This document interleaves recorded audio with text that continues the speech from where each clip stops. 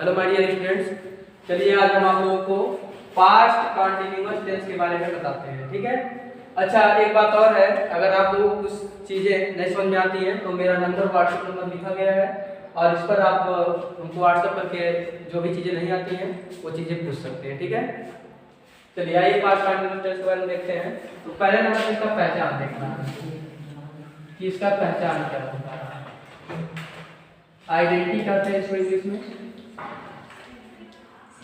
तो इसका आइडेंटिटी यही होता है कि जिस वाक्य के अंत में रहा था, रही थी, रहे थे आदि शब्द आते हैं या वाक्य से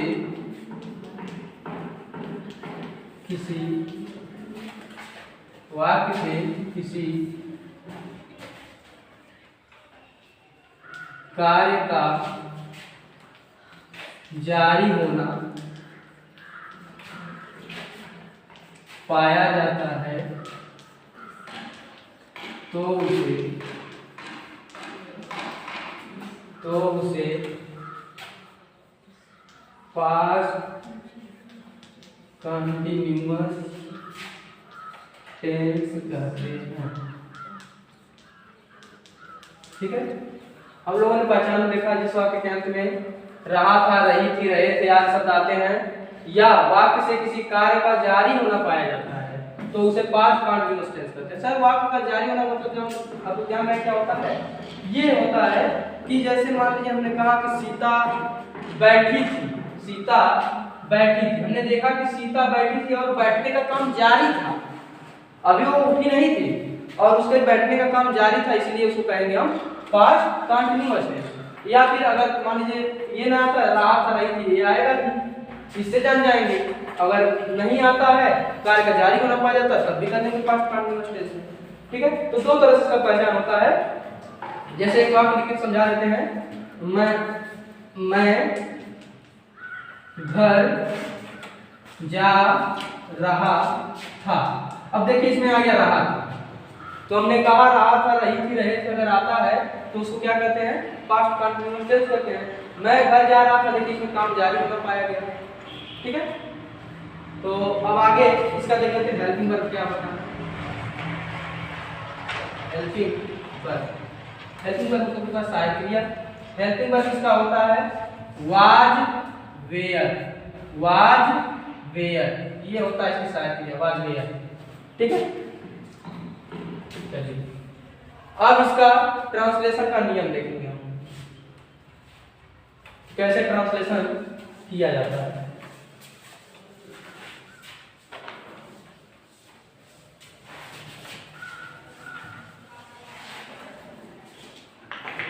सबसे पहले हम सभी लोग अफर्मेटिव सेंटेंस के बारे में देखेंगे।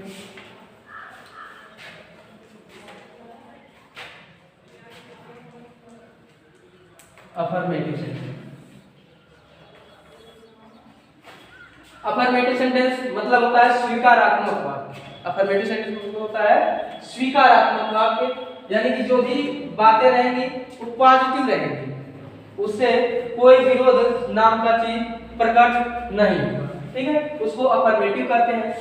अच्छा, तो इनका ट्रांसलेट करने का नियम क्या होता है? तो रूल्स ऑफ ट्रांसलेशन में लिखिए, रूल्स ऑफ ट्रांसलेशन में लिखेंगे, पहला नंबर पर लिखेंगे एक वचन तथा सिंगुलर नाउन। एक वचन कर्ता या फिर सिंगुलर सब्जेक्ट एक वचन कर्ता के साथ वाज का प्रयोग करते हैं,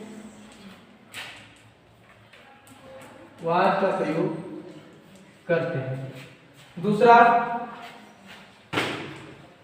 बहुवचन कर्ता के साथ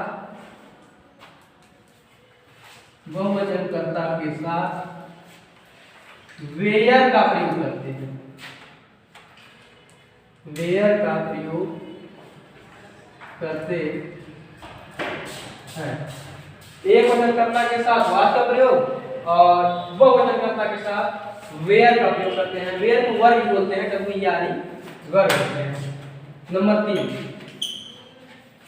नंबर 3 देखेंगे तो मुख्य क्रिया में ING जोड़ते हैं। मुख्य क्रिया में ING यानी जीरंड फॉर्म कर सकते हैं। मुख्य क्रिया की चौथी अवस्था जीरंड फॉर्म होती है, तो मुख्य क्रिया में ING जोड़ते हैं।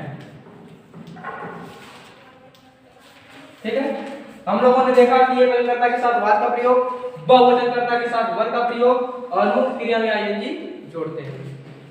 चलिए अब इतना आप लोग नोट कर लीजिए, इसके बाद से आगे देखेंगे।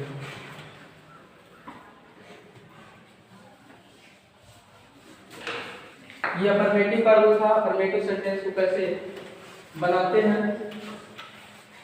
अब आगे आप लोग देखिए, इसका वाक्य देखते हैं। जैसे एक वाक्य में लिखा था, मैं घर जा रहा था। मैं घर जा रहा था, तो इसमें आई मिस होता है मैं, ध्यान दीजिएगा आई इसमें सिंगुलर होता है। आई में क्या होता है? सिंगुलर।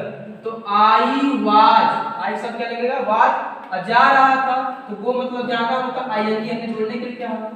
तो I was going to home, I was going to home.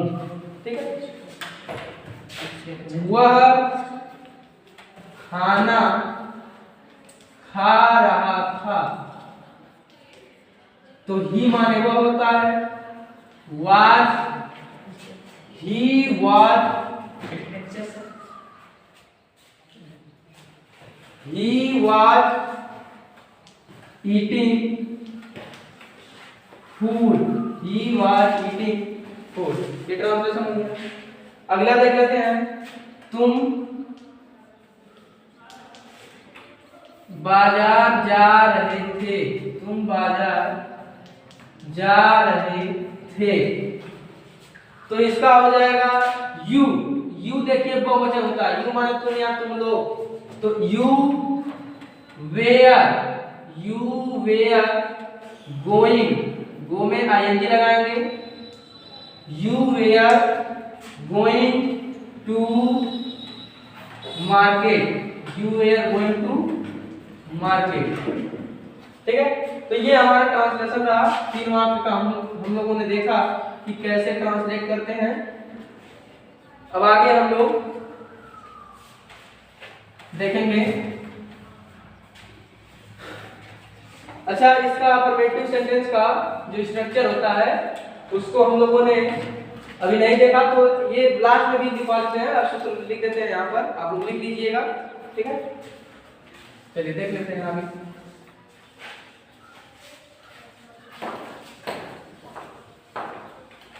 Structure यहाँ पर लिख रहे हैं अफर्मेटिव का, समझ लीजिएगा। बाकी आप लोग आसान था इसलिए स्ट्रक्चर मुझे नहीं लिखा पहले। स्ट्रक्चर में होता क्या है, इसमें बस सब्जेक्ट पहले आएगा, सब्जेक्ट को हम सबसे पहले लिखेंगे, सब्जेक्ट के अनुसार वाज वेयर का प्रयोग करेंगे। ठीक है, वाज वेयर का, उसके बाद से भी का फर्स्ट फॉर्म लिखते हुए इसी में ING जोड़ देंगे और उसके बाद से ऑब्जेक्ट लगा देंगे। तो यही हमारा रहा स्ट्रक्चर अफर्मेटिव सेंटेंस। ध्यान दीजिएगा, ये अफर्मेटिव सेंटेंस का सब्जेक्ट है, वाज वेयर लगाएंगे, उसके बाद भी का फर्स्ट फॉर्म ING ऑब्जेक्ट लिख देंगे। ठीक है,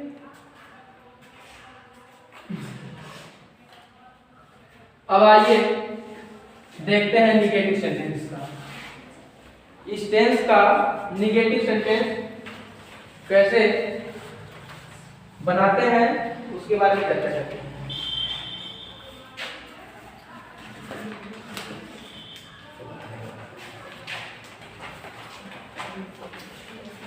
निगेटिव सेंटेंस। ठीक है, अब तक हम लोगों ने अफर्मेटिव देखा। अफर्मेटिव क्या था, सारी बातें स्वीकार की जा रही थी, मानी जा रही थी। लेकिन जब निगेटिव पढ़ेंगे इसमें हर एक बात का विरोध होगा, मतलब उसमें नहीं शब्द आया जाएगा। ठीक है, यही है इस बात। तो चलिए डायरेक्ट इसका स्ट्रक्चर ही देख लेते हैं। स्ट्रक्चर क्या रहता है आपको समझ में आ जाएगा। पहले आप सब्जेक्ट लिखेंगे, फिर वाज वेयर लिखेंगे, वाज वेयर, फिर आपको वाज वेयर के बाद से नॉट लिखना है, ठीक है। Subject was were not plus भी का फर्स्ट फॉर्म प्लस आईएनजी और प्लस ऑब्जेक्ट।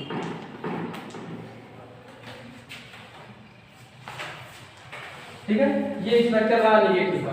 पहले आप लोग सब्जेक्ट लिखेंगे, वाज वेयर लगाएंगे, नॉट रखेंगे और नॉट के बाद से भी का फर्स्ट फॉर्म आईएनजी और ऑब्जेक्ट लिखेंगे। ठीक है, जैसे आप लिखिए तुम स्कूल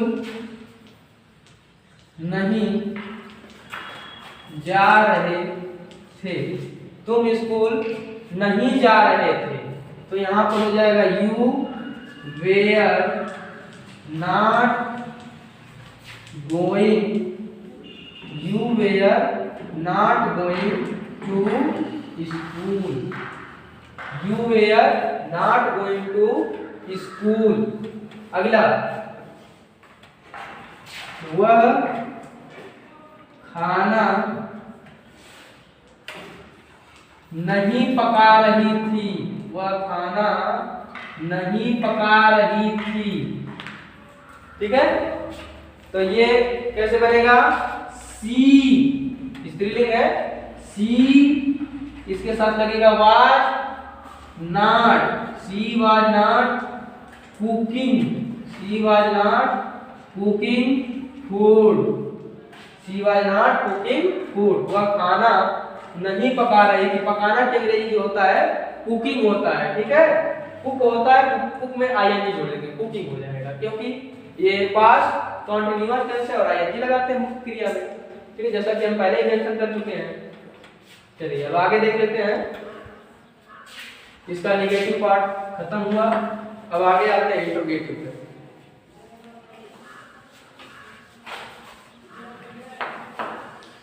अब इंट्रोगेटिव देखते हैं। जैसा कि हम लोगों ने पहले ही चर्चा कर चुका है कि इंट्रोगेटिव दो टाइप के होते हैं, एक तो फर्स्ट टाइप का होता है और एक सेकंड टाइप का होता है। फर्स्ट टाइप में इंट्रोगेटिव वो होता है जिसका शुरुआत हमेशा क्या से होता है, और सेकंड टाइप में इंट्रोगेटिव वो होता है जो जिसका शुरुआत सब्जेक्ट से होता है और क्वेश्चन वर्ड जो होते हैं बीच में आ जाते हैं वहां पर। ठीक है, तो यहां पर देख लेते हैं इंट्रोगेटिव सेंटेंसेस, इंट्रोगेटिव सेंटेंसेस। ठीक है, अच्छा इंट्रोगेटिव मतलब क्या होता है, प्रश्नवाचक, प्रश्नवाचक वाक्य, प्रश्नवाचक वाक्य। अच्छा टाइप में देखते हैं तो ये फर्स्ट टाइप है, फर्स्ट टाइप, और एक होता है second type, second type, first type और सेकेंड टाइप। अब इसी का हमको स्ट्रक्चर देखना है। अच्छा फर्स्ट टाइप में क्या होता है, इसकी शुरुआत हमेशा क्या से होता है और इसका उत्तर हाँ या ना में दे सकते हैं, लेकिन इसका शुरुआत सब्जेक्ट से होता है, क्वेश्चन वर्ड बीच में आए होते हैं, उसको ढूंढ के सबसे पहले लाना होता है। तो इसमें क्या होगा, वाज वेयर को सबसे पहले लिखना होगा, वाज वेयर रहेगा, फिर आपका सब्जेक्ट रहेगा, वाज वेयर के बाद से सब्जेक्ट लाना है, सब्जेक्ट के बाद से भी का फर्स्ट फॉर्म आईएनजी उसमें लगाएंगे और प्लस ऑब्जेक्ट लिखेंगे, क्वेश्चन मार्क लगाएंगे। ठीक है,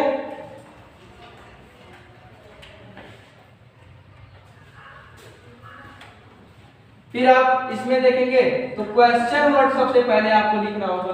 क्वेश्चन वर्ड में सारा चीज वही उतार दीजिए फर्स्ट टाइप वाला का, तो was were plus subject plus v का first form plus ing plus object, ये आपका हो गया।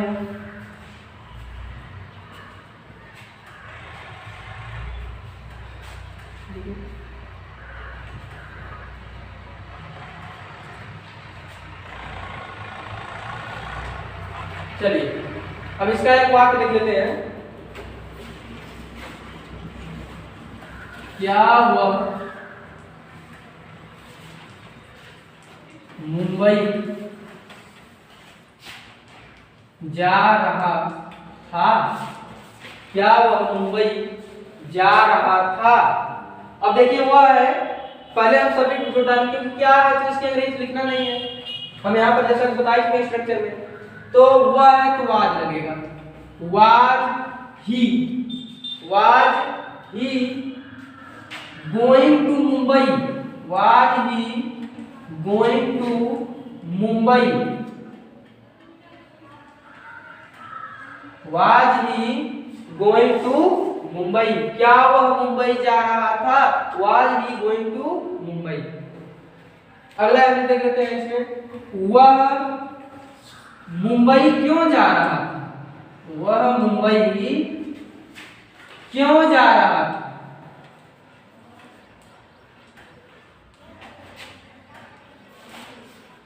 वह मुंबई क्यों जा रहा था? क्वेश्चन वर्ड देखिए, क्वेश्चन वर्ड सबसे पहले लाइए। क्वेश्चन वर्ड क्या है इसमें? वाई। क्वेश्चन वर्ड क्या है? वाई। अच्छा, इसके बाद तुरंत वाज वेयर लाना है, तो वह है तो क्या आएगा? वाज आएगा। वाई वाज, अब सब्जेक्ट आएगा ही। Why was he going to Mumbai,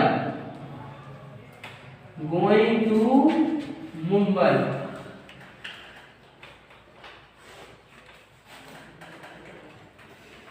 why was he going to Mumbai, ये आपका ट्रांसलेशन हो गया। अच्छा, आप लोगों ने फर्स्ट टाइप का और सेकंड टाइप इंट्रोगेटिव दोनों देख लिया, ठीक है। ट्रांसलेट कैसे करते हैं आप लोगों ने ये भी जान लिया कि अगर फर्स्ट टाइप का है तो पहले वाज वेयर आपको लिखना होगा, व्हाट के लिए कभी नहीं लिखते हैं, ठीक है। और फिर सब्जेक्ट में बी का फर्स्ट फॉर्म आईएनजी ऑब्जेक्ट लगाते हैं। उसी तरह देखिए इसमें वहां तक क्या हुआ, मुंबई जा रहा था, तो यहाँ पर क्या शुरू होने के कारण वाज को सबसे पहले आपने रख दिया, फिर सब्जेक्ट रखा, फिर बी का फर्स्ट फॉर्म आईएनजी, फिर यहाँ पर मुंबई। ये तो आपका कंजक्शन है, कंजक्शन कह रहे हैं, प्रीपोजिशन, ठीक है। आगे है क्वेश्चन वर्ड, सेकंड टाइप में क्वेश्चन वर्ड सबसे पहले लिखते हैं, वाज वेयर लगाते हैं, सब्जेक्ट बी का फर्स्ट फॉर्म आईएनजी और ऑब्जेक्ट लिख देते हैं। तो यहाँ पर क्या हुआ, मुंबई क्यों जा रहा था, तो इसमें क्वेश्चन वर्ड आया था बीच में, इसी को सबसे पहले लाया, और बाकी चीज देखिए केवल वाई लग रहा है, बाकी चीज तो फर्स्ट फॉर्म वाला ही है। फर्स्ट वाला देखिए यहाँ पर was he going to Mumbai, बाकी वही उतर गया, केवल एक ही चीज इसमें पड़ता है, बाकी सब सेम रहता है, ठीक है।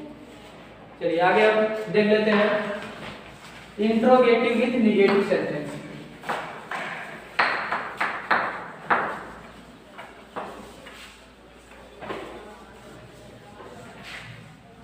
पास्ट कंटीन्यूअस टेंस का इंट्रोगेटिव विद नेगेटिव सेंटेंस।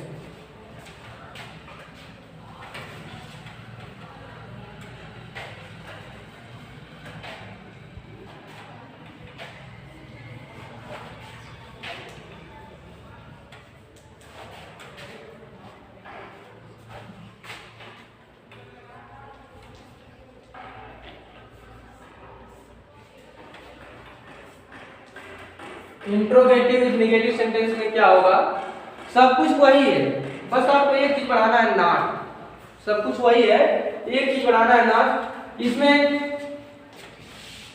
दो तरह के होंगे, इसमें भी फर्स्ट टाइम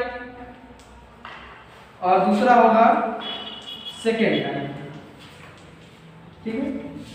इसमें भी फर्स्ट टाइम का शुरुआत किससे होगा ना, क्या से होगा, और इसमें किससे होगा, सब्जेक्ट से होगा, ठीक है। तो जब फर्स्ट टाइप का शुरुआत क्या से होगा तो वहां पर तो हमको व्हाट के अंग्रेजी लिखना नहीं है, क्या के अंग्रेजी नहीं लिखना है, तो यहां पर आप क्या करेंगे, वाज वेयर लगाएंगे।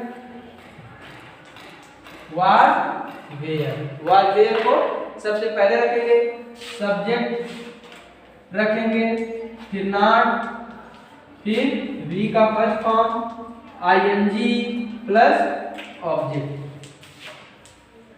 यही आपको करना है, क्वेश्चन मार्क लगा देंगे।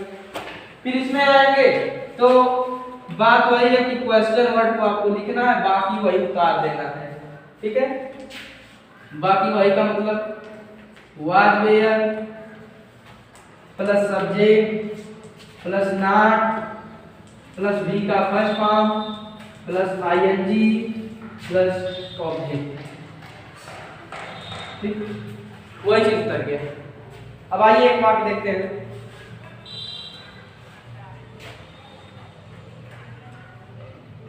क्या वह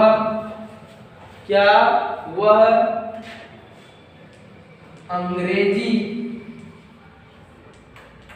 नहीं पढ़ रहा था? क्या वह अंग्रेजी नहीं पढ़ रहा था? क्या वह अंग्रेजी नहीं पढ़ रहा था? तो देखिए क्या हुआ, अंग्रेजी क्या शुरू हुआ है, तो हम यहाँ पर क्या के अंग्रेजी व्हाट कभी नहीं लिखते हैं। इसके लिए होता क्या है, वाज वेयर में से कोई एक आता है, सब्जेक्ट देखो हमें सिंगुलर तो ले आ लेंगे यहाँ पर वाज ही, इसके बाद से not, was he not reading, was he not reading English.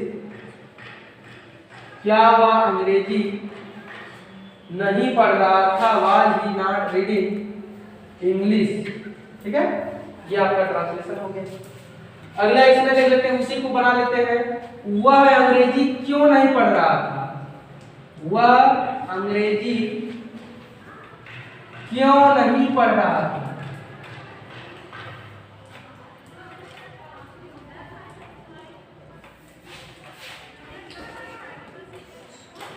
वह अंग्रेजी क्यों नहीं पढ़ रहा था? क्यों की अंग्रेजी क्या होती है? Y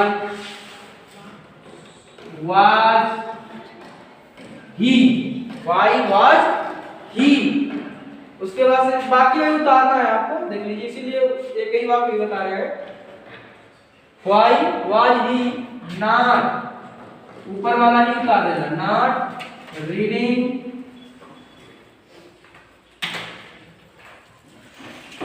English. Why was he not reading English? Why was he not reading English? ठीक है, अब एक ट्रांसलेशन हो गया। तो आप लोगों ने बहुत अच्छे से, हम आशा करते हैं, समझ लिए होंगे। इसमें कोई कठिनाई नहीं है, बल्कि बहुत ही आसान है अगर समझेंगे अच्छे से। ठीक है, अगर कोई भी आपको दिक्कतें आती है तो व्हाट्सएप नंबर दिया गया है, जिस पर आप हमको व्हाट्सएप करके बता सकते हैं। ठीक है, थैंक यू। बाकी आप सभी को बहुत बहुत धन्यवाद। पढ़ते रहिए, मस्त रहिए।